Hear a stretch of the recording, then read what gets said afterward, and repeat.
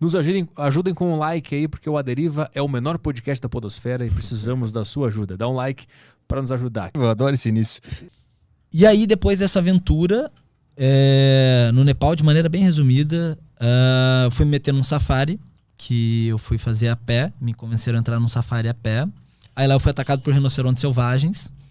E depois fui fazer o Everest Base Camp, que é onde tá essa foto aí, antes de começar a nevar, né? E alguns dias depois, eu fui roubado no Everest Base Camp, foi o meu 7º roubo. Eu peguei a doença da altitude alta. O que é isso? Então, para agora fechar o que você tinha perguntado, né? Como é que você faz para aclimatizar, né, quando teu corpo está a 5.000 metros de altura? Acima de 2.000 metros, você tem que... Você subiu 500 metros, você tem que descansar 2 dias e esperar os níveis de oxigênio no teu organismo normalizar.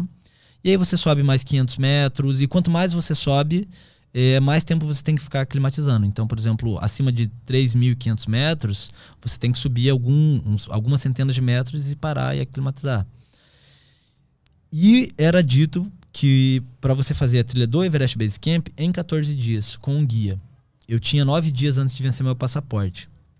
Como eu estava sem grana e eu já tinha sido roubado 6 vezes até então, eu falei, cara, eu vou fazer isso em 9 dias. E eu não parei para aclimatizar.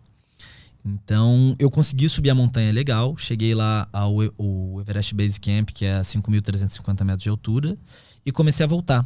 E quando eu comecei a voltar, o meu corpo cobrou a falta de cuidado que eu tive com ele, e eu comecei a ter a doença da altitude alta, que é quando você começa a vomitar, ter tontura, você delirar. Eu comecei a delirar. O que tu via?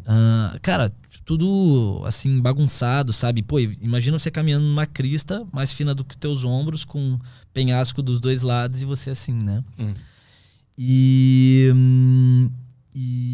aí na volta, além disso, eu caí, quebrei o pé, torci o pé e quebrei o pé e tive que continuar com o pé quebrado durante 3 dias na montanha. Então a tua intenção era ir meditar, e aí tu se meteu nisso. E de repente voltou todo quebrado. Voltou todo quebrado. O que tu aprendeu dessa aventura? Pô, primeiro a ser mais cuidadoso, talvez, e aceitar a ajuda de ter um guia, né? Talvez perceber que o barato sai caro, talvez você investir num guia e mais devagar. Mas em algum momento tu achou que ia morrer e começou a ter reflexões acerca da morte? Sim, mas não no Everest Base Camp. Ali também um pouco, quando eu tava voltando sozinho e no meio das montanhas. Mas os momentos que eu fiquei com mais medo de morrer foi nessa outra montanha, o Annapurna Circuit, quando a gente ficou pendurado no paredão e teve que voltar pela floresta, e quando a gente se perdeu de noite sozinho também nas temperaturas negativas. O que passa na cabeça quando tu tá prestes a morrer? A minha monografia foi sobre isso. Porque... pensei que tinha passado a minha monografia, não. É porque assim, cara, tem um amigo meu que eu inclusive indicaria muito para que ele viesse aqui no podcast, outro viajante, o Carlos Cassaú. Ele me chama de necromante, porque eu falo muito sobre a morte. Talvez, porque eu digo que eu vi a morte na sua face mais feia, que foi a renúncia da minha mãe, né, perante a vida, e na sua face mais bela, que foi quando um amigo meu que tinha leucemia partiu 3 semanas antes de eu deixar o Brasil. E, cara, foi muito lindo ver a partida dele. Porque era Michel o nome dele. Ele só bebeu uma água.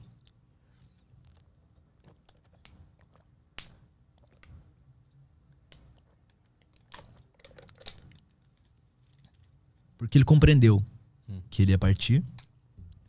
E ele decidiu fazer uma boa partida. Ele aceitou a morte. E dentro da tradição budista a gente vê isso com bastante naturalidade. Então ele se preparou para viver uma boa morte. E foi muito lindo acompanhar esse processo, né? E como é que é essa preparação?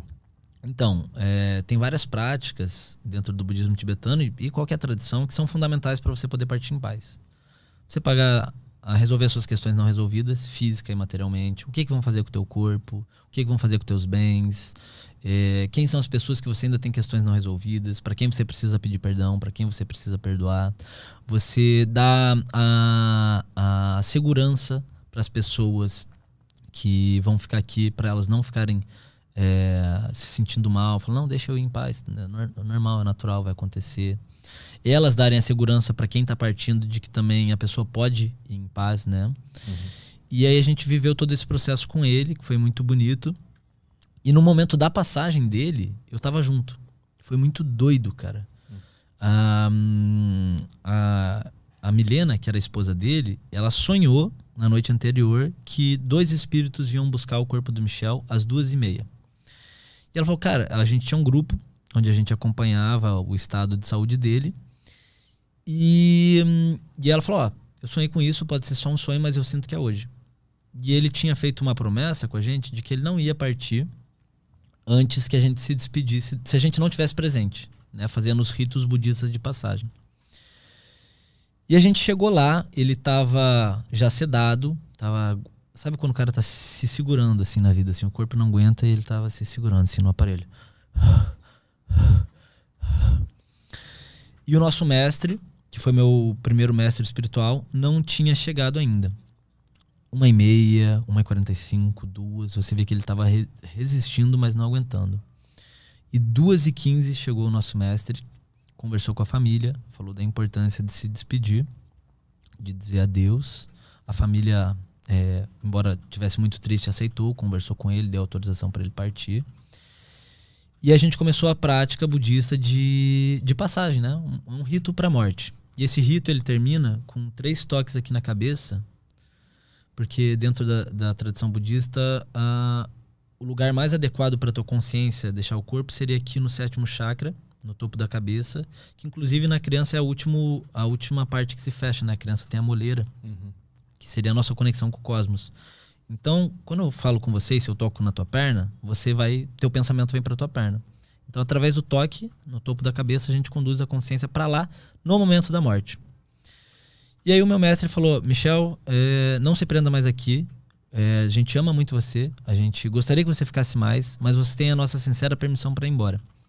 E ele deu 3 toques na cabeça do Michel, e no final do último toque, eu juro por Deus, Arthur, o Michel parou de respirar. E veio o médico dar horário do óbito, e era 2h30 em ponto. Nossa. E aquilo me ensinou muito sobre a morte, porque eu entendi que a gente vive a morte física, mas a gente vive muitas mortes simbólicas ao longo da vida. Você tá com quantos anos? 32. 32. Você já vestiu muitas identidades, você já viveu muitos relacionamentos e vai viver muitos mais, né? Já começou um emprego, foi para outro emprego, já começou um projeto, foi para outro projeto. Todas essas são mortes que a gente vive ao longo da vida. E eu entendi que o momento que eu estava vivendo era de fato uma morte. Eu estava abandonando um relacionamento, eu estava abandonando um sonho, eu estava abandonando uma carreira, eu estava abandonando todo um estilo de vida. Eu entendi que nessa viagem eu poderia morrer, como quase aconteceu, né, algumas vezes, ou que pessoas com as quais eu sou próximo também poderiam morrer e eu nunca mais poderia ver elas. O que também aconteceu ao longo da viagem. E aí quando você percebe a efemeridade da vida, você muda a tua relação com ela. Então eu decidi tomar a data da minha partida, que foi 13 de abril de 2017, como se fosse a data simbólica de uma morte minha. E eu fiz, de fato, uma relação de tudo que eu precisava resolver para morrer em paz. Eu tenho 30 anos agora. Eu tenho o testamento pronto, eu tenho o que eu quero que façam com o meu corpo, com os meus bens, como que eu quero que seja a minha cerimônia. E eu fiz uma revisão de todas as pessoas que eu tinha questões não resolvidas. Né, pessoas que eu precisava pedir perdão, pessoas que eu precisava perdoar. E foi muito maneiro, cara, porque nesse período, nessas 3 semanas que eu vivi esse processo de morrer, durante o dia eu não perdia tempo com questões práticas, eu tinha muitas coisas físicas para resolver, o que iam fazer com a minha casa, fechar a conta de banco, resolver pendências burocráticas. E durante a noite eu usava o período para encontrar essas pessoas que eu amo e que talvez eu soubesse que eu não fosse encontrá-las de novo. E foi muito maneiro, porque quando eu aceitei a morte, eu aprendi a viver a vida. Se você soubesse, se você, o Caio, qualquer um aqui soubesse que fosse a tua última semana, como que ia ser a relação com as pessoas próximas de você? Quais são as prioridades que você ia dar? Né? O que você ia prezar com o tempo que te resta. Então essa reflexão sobre a morte, inclusive é um dos principais preceitos estoicos, você que falou do estoicismo, o memento mori, lembre-se que você vai morrer, ajuda a trazer muito mais clareza e consciência sobre como viver a vida.